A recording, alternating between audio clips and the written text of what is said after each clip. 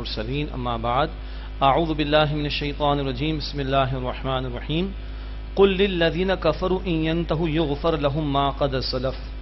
اے نبی صلی اللہ علیہ وسلم کفار سے کہہ دیجئے کہ اگر وہ باز آ جائیں تو انہیں معاف کر دیا جائے گا جو پہلے ہو چکا، یعنی سارے گناہ معاف ہو جائیں گے اگر توبہ کر لو، اسلام میں داخل ہو جاؤ. یہ بات کئی مرتبہ پہلے بھی بیان ہو چکی ہے. وَإِن يَعُودُوا فَقَدْ مَضَتْ سُنَّةُ الْأَوَّلِينَ، اور اگر وہ پھر وہی کریں گے تو یقیناً پہلوں کی روش گزر چکی ہے. پچھلے نافرمانوں کا انجام ان کے سامنے، پچھلی نافرمان اقوام کی تباہی ان کے سامنے ہے. اگر یہ بھی وہی حرکتیں کریں گی تو ان کا انجام بھی ویسا ہی ہوگا. اب قتال کی حکمت بیان ہو رہی ہے. یہ بات البقرہ میں بھی ہم نے پڑھی، لیکن اس مقام پر یہ بات اور کھل کے آ رہی ہے. فرمایا وَقَاتِلُوهُمْ حَتَّى لَا تَكُونَ فِتْنَةٌ، اور جنگ کرو ان کے خلاف یہاں تک کہ فتنہ باقی نہ رہے. یعنی بدر کا معاملہ چل رہا ہے اور یہ دور نبوی صلی اللہ علیہ وسلم میں جد و جہد کا ایک نیا موڑ ہے. قتال کا آغاز ہو چکا ہے باقاعدہ بھی، اور غزوات کا سلسلہ بھی ہوگا. تو اس جنگ کے کیا مقاصد ہیں؟ ایک اہم مقصد فتنہ ختم ہو. فتنے کا لفظ بہت معنی میں استعمال ہوتا ہے، آزمائش کے معنی میں بھی استعمال ہوتا ہے. آیت نمبر 25 میں عذاب کے معنی میں بھی استعمال ہوا. فتنہ وہ حالات بھی ہیں کہ جب ایک بندہ مومن کے لیے دین پر عمل کرنے کا معاملہ آسان نہ ہو، رکاوٹیں ہیں، یا ایک شخص کے لیے آزاد مرضی سے دین قبول کرنا اور اس کے تقاضوں پر عمل کرنا ممکن نہ ہو. ظالموں کا، جابروں کا جبر ہے جس کی وجہ سے وہ اللہ کے دین پر عمل لوگ نہیں کر پاتے. ایسے حالات کو ختم کرنے کے لیے اگر جنگ بھی کرنا پڑے تو اس کی اجازت ہی نہیں، دین نے حکم دیا. اجازت سورہ حج میں آیت 37 میں پڑھیں گے، آیت 39 میں پڑھیں گے، وہ سفر ہجرت کے دوران نازل ہوئی. اور حکم وہ سورہ البقرہ میں ہم پڑھ چکے، وہ ہجرت کے فوراً بعد نازل ہوئی ہے. سورہ البقرہ کی آیت 193 میں ذکر تھا قتال کا، سورہ البقرہ کی آیت نمبر 216 میں ذکر تھا اس کی فرضیت کا. یہاں فرمایا کہ تاکہ فتنہ ختم ہو اور وَيَكُونَ الدِّينُ كُلُّهُ لِلَّهِ، اور دین پورے کا پورا اللہ کے لیے ہو جائے. یہ ہے انقلابی تصور جو اسلام نے عطا کیا کہ یہ دین چند ریچولز کا نام نہیں ہے کہ ٹھیک ہے جی ہم امریکہ میں رہ رہے ہیں اور ہمیں نماز پڑھنے کی اجازت ہے تو بہت اچھی بات ہے، اللہ اکبر کبیرہ، اور کوئی یہاں کراچی میں بیٹھ کے مطمئن ہے کہ میں نے نماز ادا کر لی میرا دین پورا ہو گیا. یہ غلط فہمی ہے. Islam is not just a religion, Islam is a دین. بارہا بات آئی ہے، اسلام صرف چند عبادات ریچولز کا نام نہیں ہے. یہ زندگی کے انفرادی گوشوں کے ساتھ ساتھ اجتماعی معاملات کے لیے رہنمائی دیتا ہے، اور اجتماعی معاملات میں اللہ اپنی حاکمیت کے سوا کسی کی ماننے کو تیار نہیں.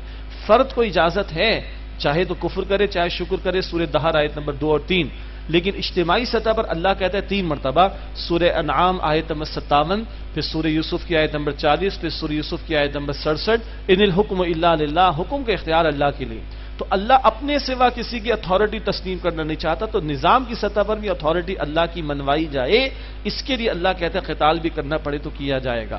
آج اگر دنیا میں ویپنس آف ماس ڈسٹرکشن کے نام پر 10 لاکھ بندہ مارا جا سکتا ہے عراق کے اندر، اور اگر 9/11 کا ڈرامہ رچا کر اور مشرف کے کان میں کہہ کے اسامہ کے نام پر 15 لاکھ بندہ افغانستان میں مارا جا سکتا ہے، اور ان ظالموں کو دنیا جو ہے وہ ویلیڈیٹ کرتی ہو، تو ہمارا اللہ اور ہمارا دین ایسے ظالموں کے ظلم کو روکنے کے لیے اور ایسے ظالموں کے ظلم اور جبر سے مظلوموں کو بچانے کے لیے اور اس زمین سے ظلم کے خاتمے کے لیے اور اس زمین پر عدل کے نفاذ کے لیے قتال کا حکم دیتے. Simple is that.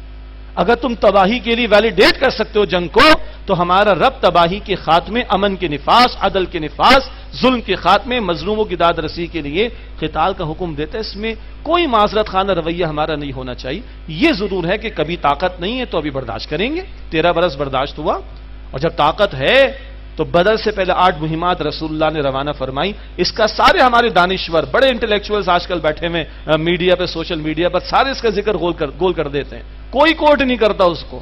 بدر سے پہلے کی 8 مہمات کو کوئی کوٹ نہیں کرتا. جب خود اللہ کے رسول گئے ہیں اور مشرکین کی لائف لائن کو آپ نے انٹرپٹ کرنے کی، بریک کرنے کی کوشش کی ہے، خود آگے بڑھ کر ایکشن لیا ہے، اس پر نظریں چرا کر گزر جاتے ہیں ہمارے بڑے بڑے دانشور. تو یہ ہے کہ جب طاقت نہیں تو صبر ہے. طاقت نہیں تھی تو 360 بت برداشت کیے کہ نہیں کیے؟ وہی نماز پڑھی اللہ کے نبی نے، صحابہ نے. اور جب طاقت ہے، فتح مکہ ہوئی ہے، تو پہلے بتوں کو اڑایا ہے. گمان ہے میرا کہ نوافل کثرت سے بعد میں پڑے ہوں گے اللہ کے پیغمبر نے. بت پہلے اڑائے جا کر، اب طاقت ہے ہاتھ میں. اور ایسے اڑائے کہ اس کے بعد کبھی وہاں پر بت نہیں آئے.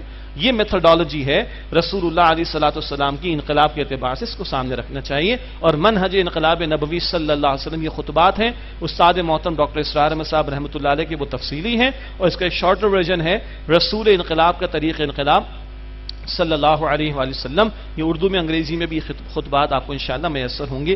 یہ پروسیس میتھڈالوجی اس میں انشاءاللہ آپ کو ملے گی. فرمایا کہ وقاتلوہم حتی لا تکون فتنہ، اور جنگ کرو یہاں تک ان سے یہاں تک کہ کوئی فتنہ باقی نہ رہے. ویکون الدین کلہ للہ، اور دین پورے کا پورا اللہ کے لیے ہو جائے. البتہ وہ آپشنز ہمارے ذہن میں رہنے چاہیے. جب طاقت ہوگی تو آنکھوں میں آنکھیں ڈال کر بات کریں گے، پہلے کلمہ پیش کریں گے، قبول کر لیں، برابر کے مسلمان بھائی بن جائیں گے، برابر کے حقوق مل جائیں گے. نہیں تو پھر ذمی بن کر رہے ہیں. آج تو ہم ذمی ہیں نا، آج تو ہم ٹیکس پے کرتے ہیں امریکہ کو اور IMF کو، ورلڈ بینک کو اور سارے اداروں کو ہم پے کرتے ہیں. ہمارے پیٹرول کے ریٹس وہ سیٹ کرواتے ہیں اور چیزوں کی ریٹس وہ سیٹ کرواتے ہیں. آج ہم ذمی ایک معنی میں، لیکن کل اگر ہمارے ہاتھ میں طاقت ہو تو آپشن دیں گے، قبول کرو، نہیں قبول کرتے ذمی بن کرو، بالادستی ہماری قبول کرو، نہیں تو چھوڑ جاؤ، نکل جاؤ یہاں سے، اور نہیں تو پھر جنگ فیصلہ کرے گی، تلوار فیصلہ کرے گی. اور مقصد تلوار کا اسلام قبول کروانا نہیں، ان سے وہ جبر اوپر کا ختم کرنا ہے تاکہ جو فری ول سے اسلام قبول کرنا چاہے وہ کر سکے، اور یہ جبر شریعت پر عمل میں رکاوٹ نہ بنے. یہ مقاصد قتال کے سامنے رہنے چاہیے. فرمایا فإن اللہ فإن انتہوا، پھر اگر وہ باز آ جائیں، فإن اللہ بما يعملون بصیر، تو بے شک وہ جو کچھ کرتے ہیں اللہ سبحانہ وتعالی اسے خوب دیکھنے والا ہے. وإن تولوا، اور اگر وہ منہ موڑ لیں، فاعلموا، تو بس جان لو، ان اللہ مولاکم، بے شک اللہ تمہارا مولا ہے، پش پناہ ہے. مولا یہ لفظ اللہ کے لیے استعمال ہوتا ہے. ان اللہ مولاکم، بے شک اللہ تمہارا مولا، پشپنا ساتھی ہے. نعم المولا، کیا ہی خوب وہ ساتھی ہے. وہ نعم النصیر، کیا ہی وہ خوب مددگار ہے. 10واں پارہ شروع ہوتا ہے الحمدللہ. اور اب مال غنیمت کی تقسیم کے تعلق سے ایک بات بیان ہو رہی ہے. وَاعْلَمُوا أَنَّمَا غَنِمْتُم مِّن شَيْءٍ فَأَنَّ لِلَّهِ خُمُسَهُ وَلِلرَّسُولِ، جان لو جو کچھ تم کسی چیز سے غنیمت کے طور پر لو تو اس کا 5واں حصہ 20%، 1.5 کہہ لیں، وہ اللہ کے لیے اور رسول اللہ صلی اللہ علیہ وسلم کے لیے ہے. وَلِذِي الْقُرْبَى، اور رسول اللہ کے رشتہ داروں کے لیے ہے. وَالْيَتَامَى وَالْمَسَاكِينِ وَابْنِ السَّبِيلِ، اور یتیموں اور مسکینوں اور مسافروں کے لیے ہے. اللہ کے لیے ہے کا مطلب کیا ہے؟ اللہ کو تو کچھ نہیں جائے گا، مراد ہے وہ بیت المال کا حصہ بنے گا، اور اس میں سے پھر یتامہ، مساکین اور مسافروں کو بھی دیا جائے گا. رسول اللہ کے لیے، رسول اللہ کے گھرانے کے لیے. کیوں؟ آپ علیہ السلام نے اپنے اور اپنے گھر والوں کے لیے صدقے کو روک دیا تھا. کوئی اس طرح کی پریویلیجز اللہ کے پیغمبر علیہ السلام نے اپنے گھرانے کے لیے پسند نہیں فرمائی. تو آپ کے رشتہ دار یعنی گھر والے اہل بیت، ان پر صدقہ منع ہے، تو ان کی بھی مدد یہاں سے ہوگی. اور یتیموں اور مسکینوں مسافروں کے لیے ہے. یہ عوام کی بہبود کے لیے بھی مال غنیمت جو بیت المال میں 1/5 جائے گا وہاں سے خرچ ہوگا. 1/5 20% وہاں گیا تو 80% مجاہدین میں تقسیم ہو جائے گا. اور جس نے اپنی سواری بھی استعمال کی اس کا ڈبل ہوگا، اس کے مقابلے میں جس نے اپنی سواری استعمال نہیں کی، اس زمانے میں گھوڑے وغیرہ استعمال کرتے تو اس کی کفالت بھی یا رکھوالی بھی خود ہی کرنا پڑتی تھی جس کو، تو اس کو زیادہ پھر حصہ ملتا. باقی تفصیلات فقہی اعتبار سے تفاصیل میں دیکھی جا سکتی ہیں. وہ جو شروع میں کہا تھا کہ سب اللہ رسول کا ہے، اب اس کی تھوڑی وضاحت کر دی گئی. تو 20% حصہ بیت المال اور بقیہ وہ مجاہدین جو لڑنے کے لیے میدان جنگ میں اترے ان میں تقسیم ہوگا. ان کنتم آمنتم باللہ وما انزلنا علی عبدینا یوم الفرقان یوم التقى الجمعان، اگر تم ایمان رکھتے ہو اللہ پر اور جو ہم نے اپنے بندے صلی اللہ علیہ وسلم پر نازل فرمایا فرقان کے دن، یعنی بدر کا دن، یوم الفرقان، حق اور باطل میں فرق کر دینے والا کلام. یوم التقى الجمعان، جس دن کے دو فوجیں آپس میں لڑ پڑیں، یعنی اہل ایمان اور اہل کفار کا مقابلہ ہوا. اس سب پر تمہارا ایمان ہے، اللہ پر، رسول پر، اللہ کی مدد جو آئی رسول اللہ علیہ السلام پر، تو پھر تمہیں یہی کام کرنا ہے جو تمہیں حصے بتائے گئے. واللہ علی کل شیء قدیر، اور اللہ سبحانہ و تعالی ہر شے پر قدرت رکھنے والا ہے. اب کچھ بدر سے متعلقہ معاملات کا بیان ہے.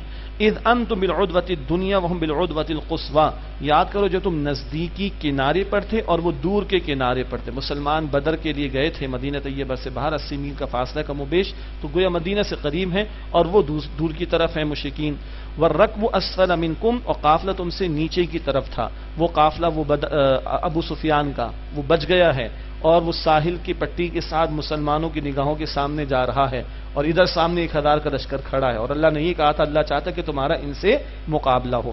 وَلَوْ تَوَاعَدْتُمْ لَاخْتَلَفْتُمْ فِي الْمِيعَادِ، اگر تم خود باہم کچھ بات طے کرتے، وعدہ کرتے، تو اس میں اختلاف کر بیٹھتے، یہ معاملہ پھر ہوتا ہی نہ کبھی. وَلَٰكِن لِيَقْضِيَ اللَّهُ أَمْرًا كَانَ مَفْعُولًا، لیکن اللہ نے جو چاہا وہ کام پورا ہو کر رہا. وَلَٰكِن تاکہ اللہ پورا کر دے امرن کان مفعولا، تاکہ جو کام ہونے والا تھا وہ پورا ہو جائے. یعنی تم خود طے کرتے تو کبھی مدبھیڑ نہ ہوتی، اللہ نے خود چاہا تو اب یہ معاملہ ایسا سینیریو بن گیا کہ 313 اور 1000 کا مقابلہ ہو کر رہے گا. کیوں؟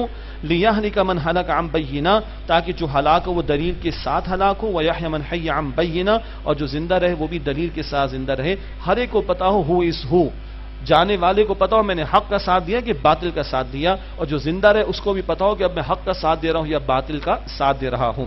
وَإِنَّ اللَّهَ لَسَمِيعٌ عَلِيمٌ، اور بے شک اللہ سبحانہ و تعالیٰ خوب سننے والا، علم رکھنے والا ہے.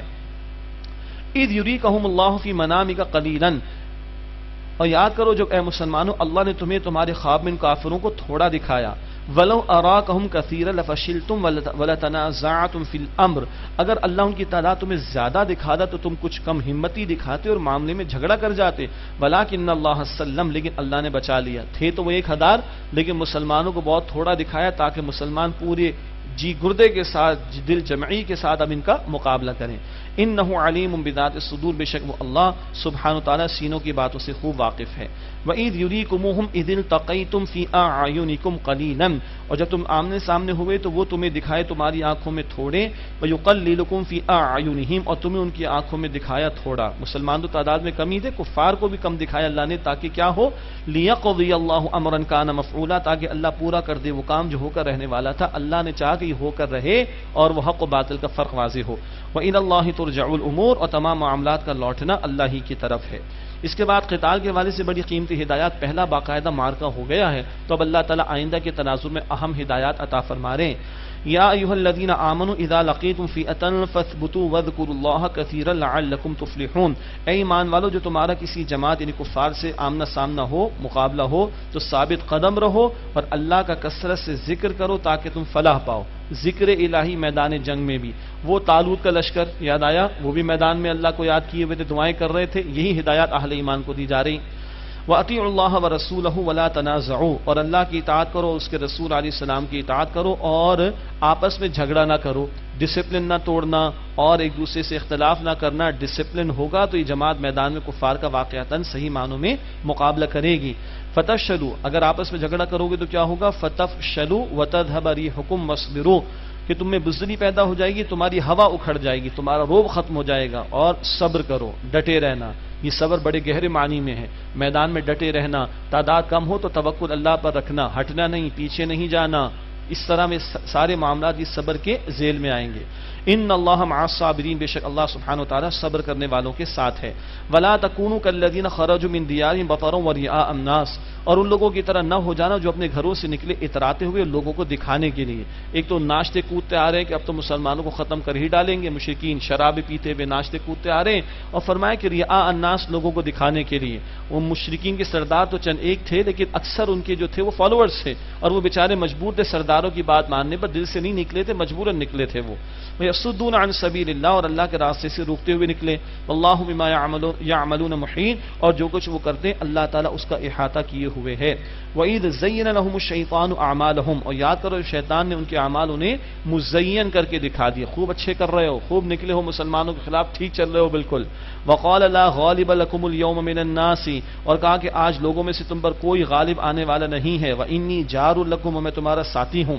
یہ سراقہ بن بالغ ایک سردار اس کی شکل میں آیا ہے، یہ شیطان اور ان کے درمیان موجود ہے، خوب پٹیاں پڑھا رہا ہے. پھر کیا ہوا، یہ ہے جس کو کہتے ہیں نا عین چوراہے پہ چھوڑ کر بھاگ جانے والا. بالکل دیکھیے اس مقام پر کیا ہے. فلما تراءت الفئتان نكص على عقبيه، پھر جب دونوں لشکر آمنے سامنے ہوئے تو وہ اپنی ایڑیوں پر الٹے پاؤں پھر گیا. وقال انی بریء منکم، اور اس سے کہا میرا تم سے کوئی تعلق نہیں. انی ارى ما لا ترون، بے شک جو میں دیکھتا ہوں وہ تم نہیں دیکھتے. انی اخاف اللہ، بے شک میں تو اللہ سے ڈرتا ہوں. دو باتیں بلکہ تین باتیں. اب سارے میدان میں لا کے تو کھڑا کر دیے، پٹی پڑا دی ساری. اب کہہ رہا ہے بھائی میں تو جا رہا ہوں. یہ ہے عین چوراہے پہ لا کر چھوڑ کر بھاگ جانا، یہ محاورہ معروف ہے ہمارے یہاں. نمبر دو کہہ رہے ہیں کہ میں وہ دیکھ رہا ہوں جو تم نہیں دیکھ رہے. بات صحیح کہہ رہے ہیں، اس سے فرشتوں کو دیکھ لیا نازل ہوتے ہوئے، ٹھیک ہے. تو اس کی تو سٹی گم ہو گئی ہے. اس کو پتا ہے فرشتوں کا نزول تو پھر عذاب کے لیے بھی ہوتا ہے، بھاگا وہاں سے. اچھا صحابہ نے نہیں دیکھے تھے فرشتے؟ بتائی تھی نا حدیث، اللہ کے پیغمبر وہ قتل ہوئے، مشرکین پتہ نہیں چلا کس نے. تب اللہ کے پیغمبر نے فرمایا کہ فرشتوں کا نزول ہوا تھا. سمجھیے گا بہت اچھی طرح. شیطان نے فرشتے دیکھ لیے، صحابہ نے نہیں دیکھے. آج پتہ نہیں کیسی کیسی کرامات لوگوں کی بیان کی جاتی ہے، تو بڑے پہنچے ہوئے ہیں، بہت زیادہ پہنچے ہوئے ہیں کچھ لوگ، اتنے پہنچے ہوئے ہیں کہ وہ جو ہے نا نماز بھی مکے میں ادا کرتے ہیں، کراچی میں ادا نہیں کرتے. تو ہم کہتے ہیں حضرت سے کہو کھانا بھی مکے میں جا کے کھا لو، کراچی میں کیوں کھاتے ہو بھائی اپنے مریدوں سے؟ ایسے پہنچے ہوئے لوگ بھی ہیں. اور ایسی ایسی تومار ہے کرامات کی اور بھرمار ہے، کچھ انہونا سا ہو، کسی کی سر پر سینگ نکل آئے تو شاید وہ اللہ کا ولی ہوگا. پتہ نہیں عجیب بات ہے، عجیب ہم نے ایک پتہ نہیں کون سا سپر نیشنل قسم کا ایک تصور قائم کر رکھا ہے. ولی کون ہے اللہ کا؟ جو اللہ اس کے رسول کی اطاعت پر کاربند ہو. صحابہ کی کتنی کرامت ہے؟ کوئی 10 بتا دے مجھے، ہوں گی کوئی 10 گن کے بتا دے، یاد بھی نہیں ہمیں. صحابہ کی سب سے بڑی کرامت کیا ہے؟ اللہ کے نبی کی اتباع، اللہ کے نبی کی پیروی، اللہ کے نبی کے مشن میں ان کا ساتھ دینا. ان کو تو فرشتے نظر نہیں آئے، شیطان کو نظر آ گئے تو کیا شیطان کی کرامت کے قائل ہو جائیں گے؟ استغفر اللہ. یہ تصورات بگڑے ہوئے جو آج ہمارے معاشرے میں کچھ لوگوں نے بنا رکھے ہیں یا پھیلا رکھے ہیں، یہ بہرحال ہمارا دین نہیں ہے. یہ 2 باتیں ہو گئیں. کہنے لگا انی اخاف اللہ، میں اللہ سے ڈرتا ہوں. یہ جھوٹ بولا اس نے، جھوٹا 1 نمبر کا. اللہ سے ڈرتا ہوتا تو آج ہم مصیبت میں ہوتے. اللہ سے ڈرتا ہوتا تو آدم کو سجدہ نہ کر لیتا. اللہ سے ڈرتا ہوتا تو ہماری دشمنی کا اعلان تھوڑا ہی کرتا، مصیبت جان چھوٹ جاتی ہماری. نہیں، جھوٹ بولا اس نے. یہ ہے شیطان، الٹی پٹیاں پڑھائے گا، عین چوراہے پہ چھوڑ کر بھاگے گا. اور کل کیا کہے گا وہ سورہ ابراہیم میں پڑھیں گے 2-4 روز کے بعد انشاءاللہ تعالی کہ فلا تلومونی ولوموا انفسکم، مجھے برا بھلا مت کہو، اپنے آپ کو برا بھلا کہو، تم خود ذمہ دار ہو، میرا کوئی قصور نہیں ہے. صاف یہ کہہ دے گا. سورہ ابراہیم میں پڑھیں گے 3 سے 4 روز کے بعد انشاءاللہ تعالی. انی اخاف اللہ، کہنے لگا میں اللہ سے ڈرتا ہوں. واللہ شدید العقاب، اور اللہ سبحانہ و تعالی شدید سخت عذاب دینے والا ہے. اب کچھ منافقین کا بیان ہے. اذ یقول المنافقون والذین فی قلوبہم مرض، اور یاد کرو جو منافقین اور وہ لوگ جن کے دلوں میں مرض تھا وہ کہنے لگے غر ہؤلاء دینہم، ان مسلمانوں کو ان کے دین نے دھوکے میں ڈال دیا. استغفر اللہ. یعنی دنیا پرست منافق ایمان والے لوگوں کو دیکھتا ہے تو کہتے ہیں ان کا دماغ خراب ہو گیا، یہ فینیٹکس ہو گئے ہیں، یہ پاگل ہو گئے ہیں، یہ جنونی ہو گئے ہیں. ہاں یہ آج بھی ہے. آج بھی آپ دیکھیے کشمکش تو ہے مسلمانوں کے معاشرے، کشمکش تو ہے. جو دین کی طرف آ رہا ہے، ہماری کوئی بیٹی کوئی بہن انہی محفلوں میں آ کے پردہ کرے گی، ارے تمہارا دماغ خراب ہوگی، تمہارا رشتہ کیسے آئے گا؟ کسی نوجوان کے یا کسی ساتھی کے چہرے پہ سنت کی بہار آ جائے گی، تجھے نوکری کیسے ملے گی؟ تیرے دماغ خراب ہو گیا. انا للہ و انا الیہ راجعون. ہم آپ کو دعوت دیں گے کچھ ہی دنوں میں، رمضان کے بعد آؤ بھائی، قرآن کے لیے 1 سال لگاؤ. 1 سال کورسز ہمارے شروع ہونے کراچی میں 4 مقامات پر، تفصیلات آ جائیں گی. ارے تمہاری طبیعت خراب ہے، صبح کے پرائم ٹائم میں تم دین سیکھو گے، ارے مولوی بن جاؤ گے، کس چکروں میں جا رہے ہو؟ یہ کامنٹس ملیں گے آپ کو اور مجھے. تو اس دور کا مادہ پرست منافق ایمان والوں کو جب دین کی محنت کرتا ہوا دیکھتا تھا، کہتا تھا ان کا دماغ خراب ہو گیا. They have become fanatics. اور آج کے بھی مادہ پرست لوگ مسلمانوں کے معاشرے میں سے جب دین کی طرف بڑھنے والے چند مسلمانوں کو دیکھتے ہیں تو کہتے ہیں ان کا دماغ خراب ہو گیا ہے، ان کا کیریئر اسٹیک پر آ جائے گا، ان کا مستقبل جو ہے وہ تابناک نہیں بلکہ کالا ہو جائے گا، سیاہ ہو جائے گا، ان کا دماغ خراب ہو گیا ہے. یہ جملے زبان زد عام ہمارے معاشرے میں بھی ہیں. اللہ حفاظت فرمائے. اللہ کا تبصرہ ومن یتوکل علی اللہ، اور جو اللہ پر توکل کرے فإن اللہ عزیز حکیم، تو بے شک اللہ غالب حکمت والا ہے. وَلَوْ تَرَىٰ إِذْ يَتَوَفَّى الَّذِينَ كَفَرُوا الْمَلَائِكَةُ، اور کاش کہ تم دیکھو جب فرشتے کافروں کی جانیں نکالتے ہیں، يَضْرِبُونَ وُجُوهَهُمْ وَأَدْبَارَهُمْ، ان کے چہروں پر بھی مارتے ہیں، ان کی پیٹھوں پر بھی مارتے ہیں. وَذُوقُوا عَذَابَ الْحَرِيقِ، اور کہتے جاتے ہیں جلنے کا عذاب چکھو. مرنے کے ساتھ یہ عذاب شروع، پھر وہ عذاب قبر الگ ہے، اور پھر جہنم کا عذاب. اللہ ہم سب کی حفاظت فرمائے موت کی سختی سے، قبر کے عذاب سے، جہنم کی آگ سے. ذالک بما قدمت ایدیکم ان اللہ لیس بظلام للعبید، لیس بظلام للعبید، یہ اس کا بدلہ جو تمہارے ہاتھوں نے اعمال آگے بھیجے، اور بے شک اللہ بندوں پر ظلم فرمانے والا نہیں ہے. کدأب آل فرعون والذین من قبلہم، جیسا کہ فرعون والوں کا اور ان سے پہلے لوگوں کا معاملہ ہوا. کفروا بآیات اللہ، انہوں نے اللہ کی آیات کا انکار کیا. فاخذہم اللہ بذنوبہم، پس اللہ نے انہیں ان کے گناہوں کے سبب پکڑا. ان اللہ قوی شدید العقاب، بے شک اللہ سبحانہ و تعالی قوت والا سخت عذاب دینے والا ہے. ذالک بان اللہ لم یک مغیرا نعمتا انعمها علی قوم، یہ سے کہ اللہ کبھی اس نعمت کو بدلنے والا نہیں جو اس نے کسی قوم کو عطا کی ہو. حتی یغیروا ما بانفسہم، جب تک کہ وہ اپنے دل کی اور اندر کی کیفیت کو نہ بدل لیں. نعمت کا مستحق بننا پڑتا ہے. بنی اسرائیل کو بھی دی، مگر جانتے بوجھتے ہٹے تو اللہ نے نعمت واپس لے لی. منافقین کا معاملہ بھی یہی ہے، اللہ نے تو سعادت دی لیکن دنیا کی محبت میں ڈوب کر پیچھے ہٹے تو اللہ نے نعمت ہدایت واپس لے لی. تو جب اندر کا معاملہ خود بندہ بدلتا ہے تو اللہ نعمت ہدایت سے محروم فرما دیتا ہے. اور اللہ ہدایت کس کو دیتا ہے؟ سورہ شورا کی آیت نمبر 13 ہے، یہدی الیہ من ینیب، اللہ ہدایت اسے عطا فرماتا ہے جو اللہ سبحانہ وتعالی کی طرف رجوع کرنے والا ہو. وان اللہ سمیع علیم، اور بے شک اللہ خوب سننے والا، علم رکھنے والا ہے. کدأب آل فرعون والذین من قبلہم، جیسا کہ معاملہ ہوا فرعون والوں کا اور ان کے بعد جو لوگ ہوئے ان کا. کذبوا بآیات ربہم، انہوں نے اپنے رب کی آیات کو جھٹلایا. فاہلکناہم بذنوبہم، تو ہم نے انہیں ان کے گناہوں کے سبب پکڑا. واغرقنا آل فرعون، اور ہم نے آل فرعون کو غرق کر دیا. وکل کانوا ظالمین، اور وہ سب کے سب ظالم تھے. ان شر الدواب عند اللہ الذین کفروا فهم لا یؤمنون، بے شک اللہ کے نزدیک سب جانوروں میں سے بدتر وہ ہیں جنہوں نے کفر کیا بس وہ ایمان نہیں لاتے. کتنے سخت الفاظ ہیں. یہ بیان یہود کے تعلق سے آ رہا ہے. ایک رائے ہے کہ بنو قریظہ کا بیان ہے. بنو قریظہ یہود کا ایک قبیلہ تھا. الذین عاہدت منہم ثم ينقضون عہدہم فی کل مرۃ وهم لا یتقون، وہ لوگ کہ اے نبی علیہ السلام جن سے آپ نے معاہدہ کیا پھر یہ لوگ اپنے معاہدے کو توڑ دیتے ہر مرتبہ اور وہ ڈرتے نہیں ہیں. اور یہود سے معاہدے ہوئے تھے اور بعد میں ان لوگوں نے خلاف ورزی کی تھی، ذکر آ چکا ہے. فَإِمَّا تَثْقَفَنَّهُمْ فِي الْحَرْبِ، بس اگر اے مسلمانوں تم انہیں جنگ میں پاؤ تو انہیں ایسی سزا دو، فَشَرِّدْ بِهِمْ، کہ ان کے ذریعے بھگا دو، من خلفہم، جو ان کے بعد ہوں، یعنی ان سے مدبھیڑ ہو جائے تو ان کی سزا ایسی ہو کہ بعد میں آنے والے ان سے عبرت حاصل کریں اور اے مسلمانوں تمہارے خلاف کوئی اقدام کرنے سے وہ گریز کریں. لعلہم یذکرون، تاکہ وہ نصیحت حاصل کریں. وَإِمَّا تَخَافَنَّ مِنْ قَوْمٍ خِیَانَةً، اور اگر تمہیں کسی قوم سے دغا بازی کا اندیشہ ہو، فَانبِذْ إِلَیْہِمْ عَلَى سَوَاءٍ، تو معاہدہ برابری کی بنیاد پر ان کی طرف ڈال دو. معاہدے کی بڑی اہمیت ہے، سورہ نساء میں بھی پڑھا، سورہ البقرہ میں بھی ذکر آیا. معاہدہ ہے تو در اندازی نہیں کی جائے گی، اندر خانے جو ہے وہ کوئی کارروائیاں نہیں کی جائیں گی، نہیں، معاہدہ ختم کرو گا تم ان کی طرف سے دغا بازی کا اندیشہ ہے پھر جو کرنے کرو. ان اللہ لا يحب الخائنین، ان اللہ لا يحب الخائنین، بے شک اللہ سبحانہ و تعالی خیانت کرنے والوں کو پسند نہیں فرماتا. ولا يحسبن الذين كفروا سبقوا، اور کافر ہرگز یہ خیال نہ کریں کہ وہ بھاگ نکلے. انہم لا يعجزون، بے شک وہ عاجز نہیں کر سکیں گے، مراد اللہ کے حکم کو ناکام نہیں کر سکیں گے، اللہ کے دین کو مٹا نہیں سکیں گے. اس کے بعد جنگی تیاری کے حوالے سے بڑا قیمتی مقام اور ایٹم بم کے بنائے جانے کے حوالے سے اس آیت کو بڑا کوٹ کیا جاتا رہا اور کیا جاتا ہے. وَأَعِدُّوا لَهُم مَّا اسْتَطَعْتُم مِّن قُوَّةٍ وَمِن رِّبَاطِ الْخَيْلِ، اور ان کے لیے تیار رکھو جو تم سے ہو سکے قوت میں سے. اور حدیث میں کہ ان القوت فی الرما، یہ قوت پھینکنے میں ہے. اب وہ پھینکنے میں آج بم بھی ہے، میزل بھی ہے، یہ پھینکنے میں قوت ہے. کبھی تیر تھا، اب معاملہ بم اور میزلز تک چلا گیا ہے. وَبِالرِّبَاطِ الْخَيْلِ، اور پلے ہوئے گھوڑے. گھوڑے قیامت تک استعمال ہوں گے. حدیث میں ہے کہ اللہ تعالیٰ نے ان کی پیشانیوں کے ساتھ برکت کو رکھ دیا اور قرب قیامت میں جو معاملات ہونے جنگوں کے ان تک کے بارے میں ذکر آتا ہے کہ گھوڑوں کا استعمال بھی ہوگا. اور اب بھی دنیا کے بعض علاقے ایسے کہ جہاں گھوڑوں کو ہی استعمال کیا جاتا ہے آمد و رفت وغیرہ کی وجہ سے، تو واللہ عالم خاص ان کی طرف بھی اشارہ. مقصود کیا ہے اس ساری تیاری کا؟ ترہبون بہ عدو اللہ وعدوکم، اس سے تم مرعوب کرو اللہ کے دشمن کو اور اپنے دشمن کو. وآخرین من دونہم، اور ان دوسروں کو بھی کہ جو ان کے سوا ہیں. لا تعلمونہم، تم انہیں نہیں جانتے. اللہ یعلمہم، اللہ انہیں جانتا ہے.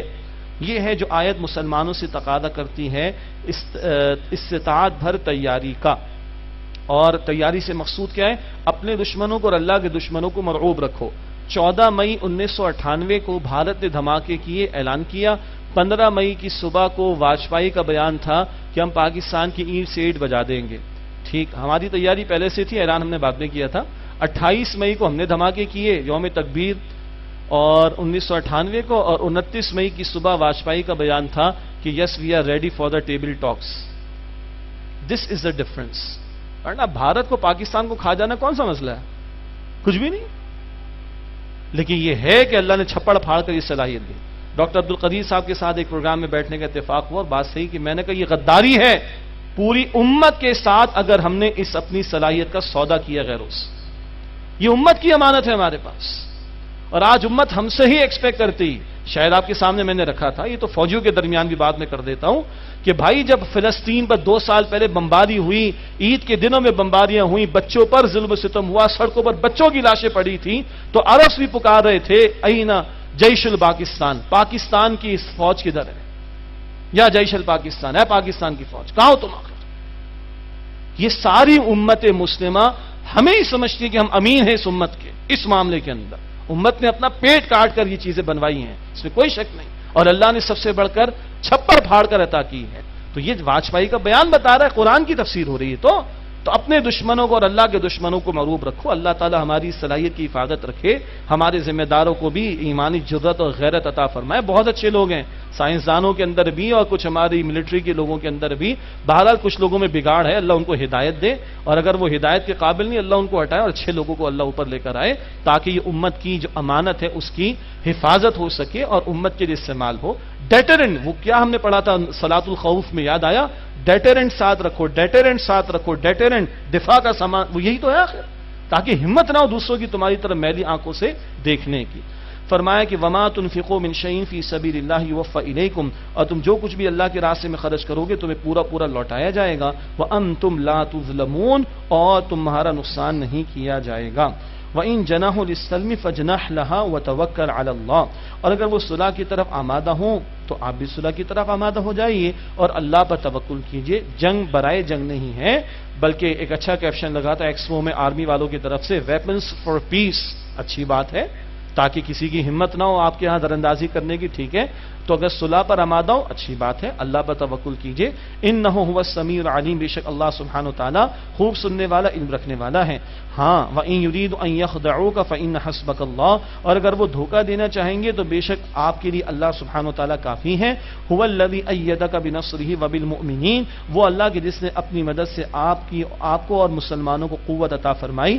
وَأَلَّفَ بَيْنَ قُلُوبِهِمْ، اور ان کے درمیان الفت ڈال دی۔ لو انفقت ما فی الارض جميعا ما الفت بین قلوبہم، اے نبی زمین میں جو کچھ آپ سب کچھ بھی خرچ کر دیتے تب بھی ان کے دلوں میں الفت نہ ڈال سکتے تھے۔ ولکن اللہ الف بینہم، لیکن اللہ نے ان کے درمیان الفت ڈال دی۔ انہ عزیز حکیم، بے شک وہ اللہ غالب ہے، حکمت والا ہے۔ یہ مسلمانوں کے دلوں میں محبت اور الفت کا پیدا ہو جانا، اللہ اس کو اپنا فضل قرار دے رہے ہیں، بہت بڑی نعمت ہے۔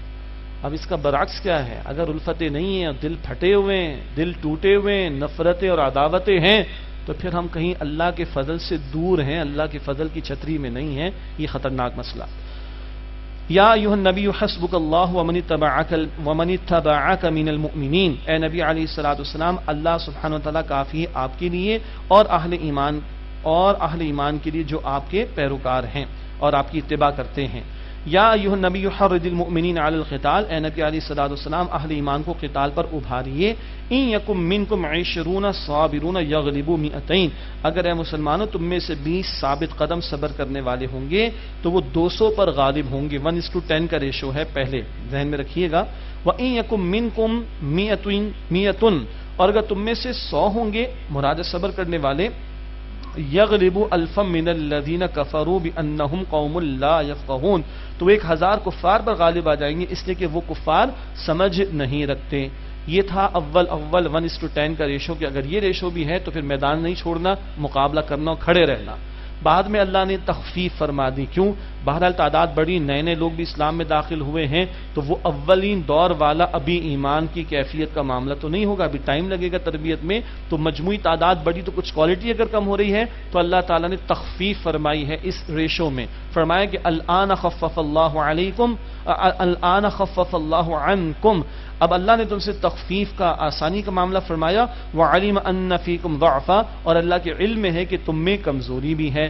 فإن یکم منکم 100 صابرۃ، پس اگر تم میں سے 100 صبر کرنے والے ہوں گے، یغلبوا 200، تو وہ 200 پر غالب آئیں گے۔ وإن یکم منکم 1000 یغلبوا 2000 بإذن اللہ، اور اگر تم میں سے 1000 ہوں گے تو وہ اللہ کے حکم سے 2000 پر غالب رہیں گے۔ واللہ مع الصابرین، اور اللہ صبر کرنے والوں کے ساتھ ہے۔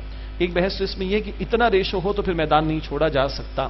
البتہ آصف افرادی قوت نہیں، بہت سارے اور بھی ویپنز ہیں، اکوپمنٹس وغیرہ سب کچھ ہیں، یہ ہے جدید معاملہ۔ اب اس پر مباحث پھر وہ ظاہری بات ہے تفاسیر میں جانا ہوتا ہے، یا جدید مسائل جو علماء نے ڈسکس کیے وہاں سے ہمیں رجوع کرنا چاہیے۔ البتہ یہ مباحث تو تب آئیں گے جب کوئی میدان قتال سجے بھی، ابھی تو دعوت کا میدان ہے، لوگوں کو کھڑا کرنا ہے۔ عید کی نماز سے پہلے لوگ فجر پہ تو کھڑے ہو جائیں انشاءاللہ تعالی، اور عید کی رات میں بھی اگر عشاء میں کھڑے ہو جائیں انشاءاللہ تعالی تو ہم سمجھیں گے کہ کچھ محنت ہوئی ہے، پھر اگلے مراحل کی طرف بھی جانا ہے، یہاں تک بھی جانا ہے، لیکن بنیاد سے آگے تک بات کو لے کر چلنا ہوگا۔ اللہ ہمیں توفیق عطا فرمائے۔ اس کے بعد ایک مسئلہ پیش آیا قیدیوں کے حوالے سے، قیدی ہاتھ آگے ان کے ساتھ کیا کیا جائے؟ اللہ کے پیغمبر علیہ الصلوۃ والسلام نے مشورہ بھی کیا تھا، اور ایک مشورہ آیا تھا فدیہ لے کر ان کو چھوڑ دیا جائے، جبکہ سیدنا عمر رضی اللہ تعالیٰ عنہ کی رائے تھی کہ نہیں، ہر شخص اپنے رشتہ دار کو جو قیدی بن کر آیا ہے، مشرک ہے، اس کو قتل کرے۔ بہرحال اللہ کے پیغمبر علیہ السلام کی نرمی و شفقت، آپ نے فدیے والے معاملے کو قبول فرمایا رائے کے طور پر۔ فرمایا کہ ما کان لنبی ان یکون له اسرى حتى یثخن فی الارض، کسی نبی کے شائن شان نہیں کہ ان کے قبضے میں قیدی ہوں یہاں جب تک کہ وہ خوب خوریزی نہ کر لیں۔ الفاظ دیکھ رہے ہیں، خوب خوریزی نہ کر لیں، مراد کیا ہے؟ یہ ظالموں کی گردنیں اڑائی جائیں گی جو حق اور عدل کے پیغام اور نظام میں رکاوٹ کے لیے میدان میں آ چکے ہیں لڑنے کے لیے۔ جب تک خوب خوریزی کمر نہ توڑ دی جائے تب تک قیدی نہیں بنانے۔ تریدون عرض الدنیا، لوگوں کہیں تم دنیا کا مال تو نہیں چاہتے؟ حساس بات۔ واللہ یرید الاخرہ، اور اللہ آخرت چاہتا ہے۔ اللہ عزیز حکیم، اور اللہ غالب حکمت والا ہے۔ لولا کتاب من اللہ سبق لمسکم فیما اخذتم عذاب عظیم، اگر اللہ کی طرف سے ایک بات پہلے سے طے نہ ہو چکی ہوتی تو وہ کہ جو تم نے لیا اس کی وجہ سے بہت بڑا عذاب تمہیں پہنچ جاتا۔ وہ کیا بات طے ہوئی تھی؟ وہ ہے سورہ محمد صلی اللہ علیہ وسلم 26 سپارے میں، وہ بھی بدر سے قبل، بدر کے قریب قریب نازل ہوئی ہے، اور سورۃ البقرہ کے ساتھ ساتھ ہجرت کے بعد کے دور میں۔ وہاں یہ ذکر تھا کہ خوب کمر ٹوٹ جائے دشمن کی، اس کے بعد قیدی بنا لیجیے گا، جنگ کا زور ختم ہو جائے تو قیدی بنا لیجیے گا۔ اللہ کے پیغمبر علیہ السلام شفیق اور رحیم رحمت للعالمین، آپ نے جو اس کو انٹرپریٹ کیا اجتہادی طور پر، سمجھا وہ یہ کہ اللہ کی مراد ایک بیٹل ہے، ایک معرکہ ہے۔ اللہ کی چاہت تھی کہ جنگ کا زور ختم، ان کی ساری کمر توڑ دی جائے۔ اللہ کے نبی علیہ السلام نے اپنی شفقت اور رحمت کے تحت اس سے انفر کیا کیا؟ بیٹل تو پوری ہو گئی، بدر کی بیٹل، بدر کا غزوہ تو پورا ہو گیا، آپ نے اس گنجائش سے فائدہ اٹھایا۔ تو ایک گنجائش نکلتی تھی، تبھی اللہ کہنے اگر ایسا نہ ہوتا تو کیا سے کیا نہ ہو جاتا۔ البتہ ان آیات کے نزول کے بعد اللہ کے پیغمبر علیہ السلام اور صدیق اکبر کا بھی یہ مشورہ تھا، روتے رہتے تھے کہ یہاں پر ہمارے ساتھ اللہ تعالیٰ نے ایک معاملہ توجہ کا فرمایا ہے۔ فَكُلُوا مِمَّا غَنِمْتُمْ حَلَالًا طَيِّبًا، بس اس میں سے کھاؤ جو تمہیں غنیمت میں حلال پاک ملا ہو۔ اب وہ فدیہ بھی لے لیے تو اب سوال پیدا ہوا کہ استعمال کریں کہ نہ کریں، تو اللہ تعالیٰ نے فرمایا کہ نہیں، وہ استعمال کر سکتے۔ یہ ہیں پیارے صحابہ، ذرا شک آ رہا ہے چھوڑ دیں، پتہ نہیں کیا ہوگا۔ اچھا مال ہاتھ آ گیا، کیا کریں؟ بدر پہلا مارکا ہے نا، غنیمت کی بات کرو، سوال اٹھا تھا نا انفال کے بارے میں، کیا کریں جی؟ ہر کوئی اٹھا کے لے کے چلا گیا گھر؟ نہیں، تربیت ہے، پہلے مال وہی رکھا تھا، کیا کریں، کیا اس کا کریں کیا؟ دے آر ویٹنگ، اور پھر اللہ حکم دے رہا، اچھا 20% بیت المال ریمیننگ فار یو، تب اس پر عمل درآمد ہوا۔ ادھر بھی کیا، اچھا اتنی سخت بات آ گئی، ہم تو استعمال نہیں کرتے، ہم تو توبہ کریں۔ اللہ کہتے ہیں نہیں، فَكُلُوا مِمَّا غَنِمْتُمْ حَلَالًا طَيِّبًا، بس اس میں سے کھاؤ جو تمہیں غنیمت میں سے حلال و پاک ملا۔ یہ تربیت ہوئی ہے اللہ کے نبی کے صحابہ کی، انتظار میں کہ اچھا اجازت ملی تو اب استعمال کریں، ورنہ تو ہم ہاتھ نہیں لگاتے، غصے کا اظہار ہو گیا تو ہماری مجال کیا کہ ہم اس کو ہاتھ لگائیں۔ یہ ہے تربیت اللہ کے پیغمبر علیہ السلام نے جو فرمائی صحابہ کی۔ واتقوا اللہ، اور اللہ کا تقوی اختیار کرو۔ ان اللہ غفور رحیم، بے شک اللہ بہت بخشنے والا، مسلسل رحم فرمانے والا ہے۔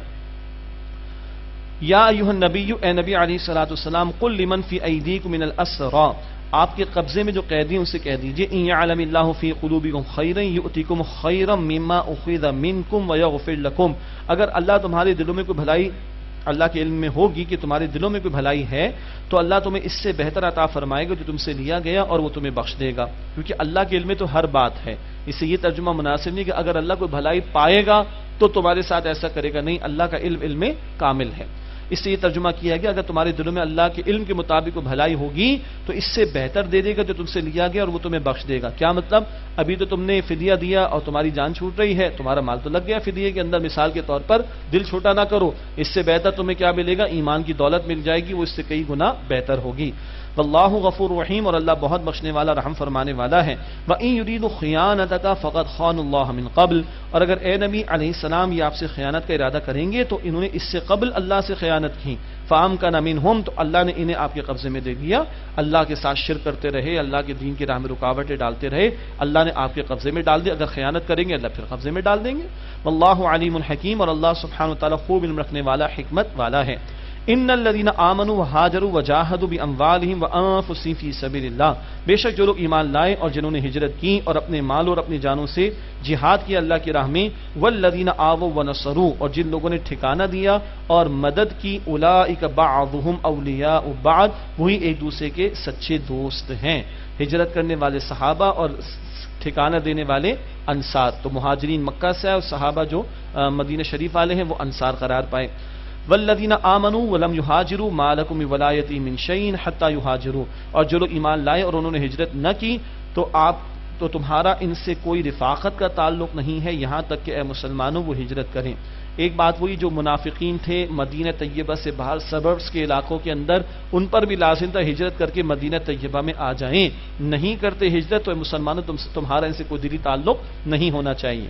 ہاں وَإِنِ اسْتَنصَرُوكُمْ فِي الدِّينِ فَعَلَيْكُمُ النَّصْرُ، اگر وہ تم سے دین کے معاملے میں مدد مانگے تو تم پر ان کی مدد کرنا لازم ہے، کلمہ تو پڑھتے ہیں نا، لیکن الا علی قوم بینکم و بینہم میثاق، مگر اس قوم کے خلاف نہیں کہ جس کے تمہارے درمیان معاہدہ ہو، یہ رہتے ان علاقوں میں جس قوم سے تمہارا معاہدہ ہے، تو اب اس قوم کے خلاف تم کوئی اقدام نہیں کر سکتے ان کی مدد کرنے کے لیے۔ یہ ہے معاہدے کی اہمیت ہمارے دین میں۔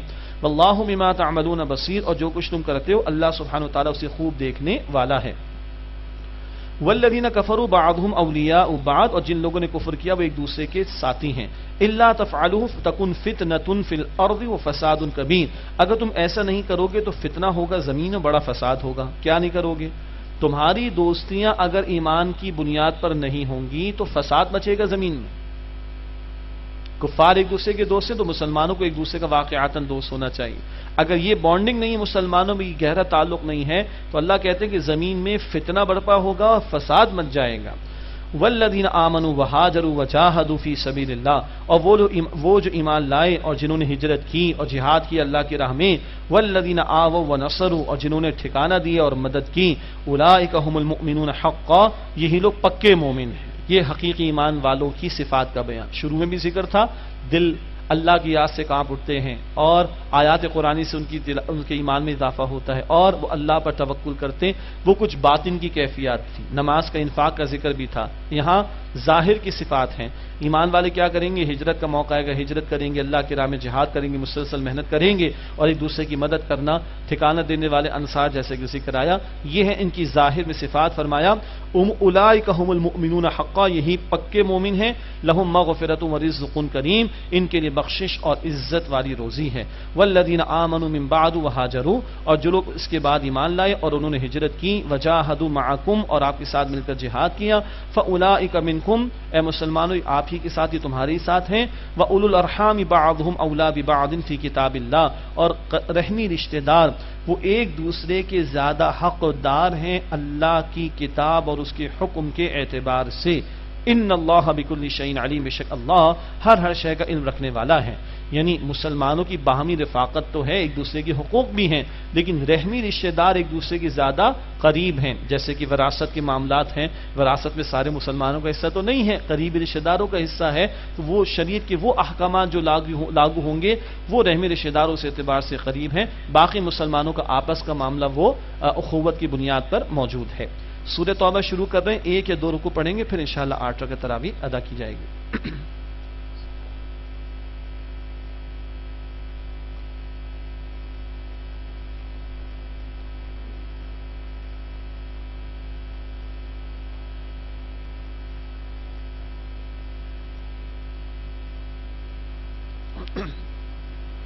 سورہ توبہ کا نزول سن 9 ہجری میں ہوا ہے۔ بدر میں پہلی سزا آئی ہے مشرکین کے لیے، وہ انفال میں بیان آ گیا۔ توبہ میں ان کے لیے حتمی الٹیمیٹم آیا ہے مشرکین مکہ کے لیے، مشرکین عرب کے لیے، اگر باز نہیں آئیں گے تو پھر ان کی گردنیں اڑائی جائیں گی، بہت سخت بات ہے۔ یہ فائنل حتمی الٹیمیٹم ہے ان کے لیے، اور 4 مہینے کی مہلت کا ذکر ابھی آیا چاہتا ہے۔ تو پہلی سزا بدر میں، انفال میں بیان آیا، حتمی اعلان سزا کا سورہ توبہ میں بیان آ رہا ہے۔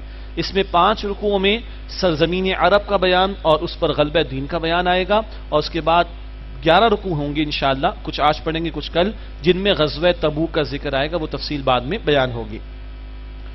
سورہ توبہ کے شروع میں بسم اللہ الرحمن الرحیم نہیں پڑھی جاتی، کیوں جی؟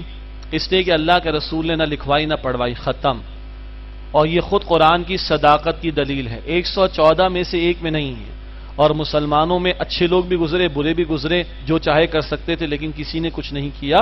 صاحب اختیار بھی گزرے. چلو بھائی کوئی غیر مسلم اعتراض نہ کر دیں، بسم اللہ پڑھ دینے اور لکھ دینے میں کیا حرج کی بات ہے؟ نہیں آج تک اور قیامت تک نہیں ہوگی. اصل جواب یہ ہے کہ اللہ کے رسول نے نہ لکھوائی نہ پڑھوائی. سیدنا علی کا ایک قول پیش کیا جاتا ہے، وہ بھی قیمتی ہے، کہ اس سورت کے آغاز میں اللہ کے عذاب کا بڑا شدید بیان ہے، اور وہ بیان رحمان و رحیم کی صفات سے مطابقت محسوس نہیں ہوتا کہ رکھتا ہے وہ تو بسم اللہ نہیں ہے سر آنکھوں پر. اس سے بڑھ کر اصل جواب یہ ہے اللہ کے پیغمبر علیہ السلام نے نہیں لکھوائی، اور یہ قرآن کی حقانیت اور صداقت اور اس کی حفاظت کی بہت بڑی دلیل آج تک ہے، قیامت تک رہے گی. براءۃ من اللہ ورسولہ الی الذین عاہدتم من المشرکین. اللہ اور اس کے رسول علیہ السلام کی طرف سے براءت، قطع تعلقی کا اعلان ہے ان مشرکین سے، اے مسلمانوں جن سے تم نے عہد کیا ہے. یہ الٹیمیٹم آ رہا ہے، اور سن 9 ہجری کا حج ہوا چاہتا ہے. 9 ہجری کے حج کے امیر حضرت ابوبکر صدیق تھے رضی اللہ عنہ، اور وہ قافلہ لے کر جا چکے تھے. اللہ کے پیغمبر علیہ السلام نے 10 ہجری میں ادا فرمایا. یہ آیات نازل ہوئیں، الٹیمیٹم آیا، تو اللہ کے رسول علیہ السلام نے سیدنا علی کو اپنے نمائندے کے طور پر بھیجا، اور پھر انہوں نے صدیق اکبر کی اجازت سے، یہ کلیئرٹی تھی کہ ابو بکر ہی امیر ہیں اور آپ اللہ کے پیغمبر کے نمائندے کی حیثیت میں آئے ہیں، تو سیدنا علی نے ابو بکر صدیق رضی اللہ تعالیٰ عنہ کی اجازت سے یہ اعلانات فرما دیے. 4 مہینے کی مہلت دی جا رہی. اس کی تھوڑی تفصیل ہے کہ جن سے تم نے معاہدہ کیا ہوا ہے، فرمایا فسیحوا فی الارض 4 اشہر، تم زمین میں 4 مہینے چل پھر لو. معاہدہ نہیں ہے تو 4 مہینے کی مہلت. اسی طریقے پر معاہدے کی پاسداری ہے تو معاہدے کی پاسداری کی جائے گی، وہ بیان آگے آ رہا ہے. معاہدہ نہیں ہے تو 4 مہینے فکس کر دیے گئے ہیں کہ 4 مہینے کا آپشن تمہارے پاس ہے، مہلت تمہارے پاس موجود ہے. فرمایا کہ فسیحوا فی الارض 4 اشہر، بس زمین میں تم 4 مہینے چل پھر لو. وَاعْلَمُوا أَنَّكُمْ غَيْرُ مُعْجِزِ اللَّهِ، اور جان لو کہ تم اللہ کو عاجز کرنے والے نہیں ہو. وَأَنَّ اللَّهَ مُخْزِي الْكَافِرِينَ، اور بے شک اللہ کافروں کو رسوا کر دینے والا ہے. وَأَذَانٌ مِّنَ اللَّهِ وَرَسُولِهِ إِلَى النَّاسِ يَوْمَ الْحَجِّ الْأَكْبَرِ، اور اللہ اور اس کے رسول علیہ السلام کی طرف سے حج اکبر کے دن لوگوں کے لیے اعلان ہے. حج اکبر کے الفاظ قرآن میں آ گئے. ہر حج حج اکبر ہوتا ہے بھائی، یہ جمعے سے اس کا کوئی تعلق نہیں. جمعے سے 9 ذی الحجہ 9 جمعے کے دن ہو، اس سے کوئی تعلق نہیں.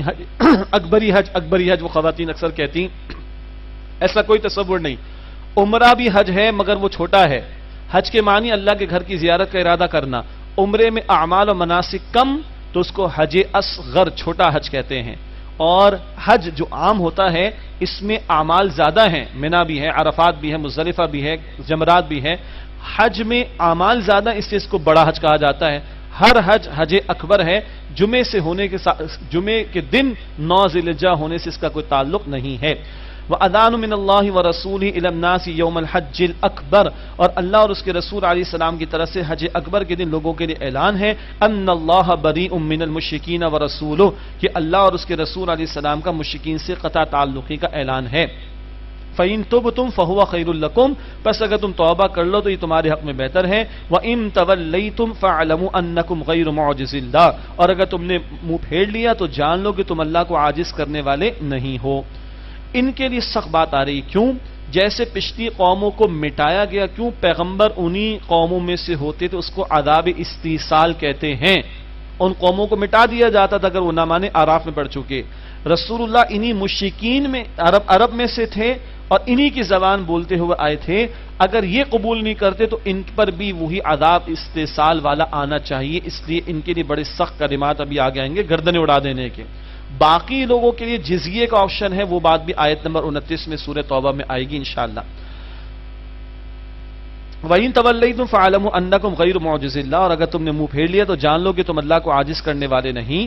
وَبَشِّرِ الَّذِينَ كَفَرُوا بِعَذَابٍ أَلِيمٍ، اور بشارت دے دیجئے ان لوگوں کو جنہوں نے کفر کیا کہ دردناک عذاب ہے ان کے لیے.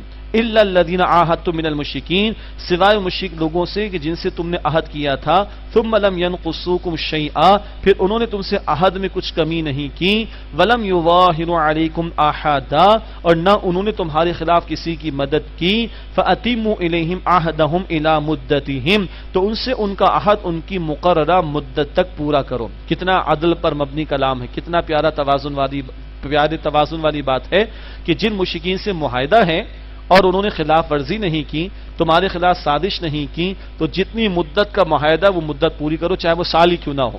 بقیہ کے لیے 4 مہینے، یا تو معاہدے کی مدت، معاہدہ ہے ہی نہیں تو 4 مہینے کی مہلت، اور اگر معاہدہ تھا تو خلاف ورزی کی یا سازشیں انہوں نے کی تو ان کے لیے بھی 4 مہینے کی مہلت۔ باقی جن سے معاہدہ ہے، مدت زیادہ طویل ہے، انہوں نے کوئی خلاف ورزی نہیں کی، انہوں نے کوئی ایکشن تمہارے خلاف نہیں کیا، تو ان سے مدت کا معاملہ پورا کر لینا۔ ان اللہ یحب المتقین، بے شک اللہ تقوی اختیار کرنے والوں کو پسند فرماتا ہے۔ فَإِذَا انسَلَخَ الْأَشْهُرُ الْحُرُمُ، پھر جب حرمت والے مہینے گزر جائیں، یہاں ایک مراد حرمت والے مہینوں سے یہ 4 مہینے کی مہلت ہے۔ 4 مہینے تو حرمت ہے، ان کی جان کو نقصان نہیں پہنچایا جا سکتا۔ یہ 4 مہینے جب مکمل ہو جائیں گے تو پھر ان کی گردنیں اڑائے جائیں گی۔ یہ 4 مہینے وہ والے نہیں، وہ حرمت والے جو معروف ہیں، یہ 4 مہینے مراد ہے جس میں ان کو کہنا چاہیے کہ مہلت دی جا رہی ہے اور ان کی گردنیں نہیں اڑائی جائیں گی، یہ 4 مہینے۔ فَإِذَا انسَلَخَ الْأَشْهُرُ الْحُرُمُ، پھر جب یہ حرمت والے مہینے گزر جائیں، فَاقْتُلُوا الْمُشْرِكِينَ حَيْثُ وَجَدتُّمُوهُمْ، تو مشرکوں کو قتل کرو جہاں تم انہیں پاؤ، وَخُذُوهُمْ وَاحْصُرُوهُمْ وَاقْعُدُوا لَهُمْ كُلَّ مَرْصَدٍ، اور انہیں پکڑو اور انہیں گھیرو اور ان کے لیے ہر گھات میں بیٹھو۔ اللہ اکبر، یہ ہے ان کے لیے، مشرکین کے۔ اس کو آؤٹ آف کانٹیکس کوٹ کر کے وہ ڈچ لوگوں نے فتنہ مووی بنا دی، اور کسی نے کچھ بنا دیا، کسی نے کچھ بنا دیا، اور ہمارے سامنے جیسے وہ یوٹیوب یا ادروائز کہیں سے آ جاتی ہے اور ہم پریشان ہو جاتے ہیں قرآن میں کیا لکھا ہوا ہے۔ اس لیے کہتے ہیں بھائی قرآن پڑھو، قرآن کو پس منظر کے ساتھ بھی پڑھو، اس کے کانٹیکس کے ساتھ بھی پڑھو۔ یہی آؤٹ آف کانٹیکس نکال کے ذہنوں کو خراب کیا جاتا ہے۔ یہ کب کہا جا رہا ہے؟ 9 ہجری۔ 9 ہجری کا مطلب آغاز وحی کو 21 سال ہو گئے، 21 سال ہو گئے۔ سنایا گیا، سمجھایا گیا، بتایا گیا، نمونہ ان کے سامنے رکھا گیا، فتح مکہ ہو چکی، سب کچھ ہو گیا۔ اب بھی اگر ان میں سے کچھ باز نہیں آ رہے تو اب ان کے لیے بات ہے 9 ہجری میں۔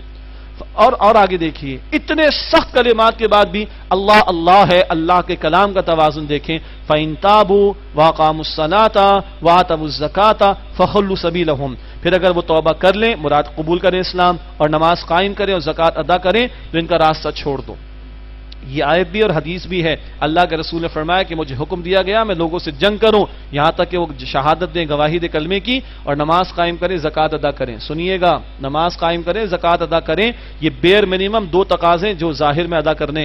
زکوٰۃ وہ دے گا یقیناً جس پہ لاگو ہوتی۔ صدیق اکبر نے اسی لیے کہا تھا کہ جو زکوٰۃ نہیں دیں گے ان کے خلاف جنگ کروں گا۔ یہی وجہ ہے کہ 3 فقہا کہتے ہیں، امام ابو حنیفہ رحمۃ اللہ علیہ کے علاوہ بے نمازی کو تو قتل کر دینا چاہیے۔ اللہ اکبر، اسلامی حکومت اگر ہو۔ امام ابو حنیفہ رحمۃ اللہ نے تھوڑی سی مہلت دی کہ قید میں ڈالو، توبہ کرے، نمازی بن جائے، پھر اس کو چھوڑو۔ اور ہم آج یہ معاشرہ ہمارا، مسجد ویران ہوتی تو ہوتی رہیں، نمازی کم ہو جائیں گے، رمضان کے بعد تو ہو جائیں، یہ ہم چلتا ہے، سب چلتا ہے جی، ہمارے سب چلتا ہے، اللہ کے نہیں چلتا، رسول کے نہیں چلتا، صدیق کے نہیں چلتا۔ رسی بھی ایک اونٹ کی دیتے تھے، صدیق نے کہا رسول کے دور میں، اور ایک رسی بھی زکوٰۃ کی نہیں دیں گے، میں جنگ کروں گا، اور اگر میرے ساتھ کوئی نہیں نکلا تو میں اکیلا جا کے جنگ کروں گا۔ وہاں نہیں چلتا، ہمارے چلتا ہے، نمازیں بھی چھوٹ رہی ہے، زکوٰۃ میں بھی ڈنڈی، ہمارے چلتا ہے، اللہ کے نہیں چلتا، رسول کے نہیں چلتا، صدیق کے نہیں چلتا رضی اللہ تعالیٰ عنہ، ہمارے سب چلتا ہے۔ اللہ اکبر، ان کے بارے میں بھی لیکن آپشن کیا دیا؟ توبہ کر لو، نماز ادا کرو، زکوٰۃ ادا کرو، فخلوا سبیلہم، تو ان کا راستہ چھوڑ دو۔ ان اللہ غفور الرحیم، بے شک اللہ بہت بخشنے والا، مسلسل رحم فرمانے والا ہے۔ اگلی آیت بھی بہت قیمتی ہے، ڈاکٹر ذاکر نائک نے ایک بڑا پیارا جواب دیا ہندوؤں کو۔ وَإِنْ أَحَدٌ مِّنَ الْمُشْرِكِينَ اسْتَجَارَكَ فَأَجِرْهُ حَتَّى يَسْمَعَ كَلَامَ اللَّهِ، اگر مشرکین میں سے کوئی آپ سے پناہ مانگے تو اسے پناہ دے دیجئے یہاں تک کہ وہ اللہ کے کلام کو سن لے۔ سبحان اللہ۔ ثُمَّ أَبْلِغْهُ مَأْمَنَهُ، پھر اس کو اس کی امن کی جگہ، جائے امن تک پہنچا دو۔ ذَلِكَ بِأَنَّهُمْ قَوْمٌ لَا يَعْلَمُونَ، یہ اس لیے کہ یہ لوگ نادان علم نہیں رکھتے۔ اللہ اکبر، یہ رب کائنات کے کلام کا توازن دیکھیں۔ آپ اور ہم جوش و جذبات میں آ جائیں تو ایک ہی طرف نکل جاتے ہیں، یہ اللہ کا کلام ہے، جہاں یہ کہا اڑا دو، اور جہاں ملے پکڑو، گھیرو، گھات لگاؤ، گردنیں اڑا دو، جہاں اتنی سخت باتیں ہیں وہاں اللہ کیا کہتا ہے؟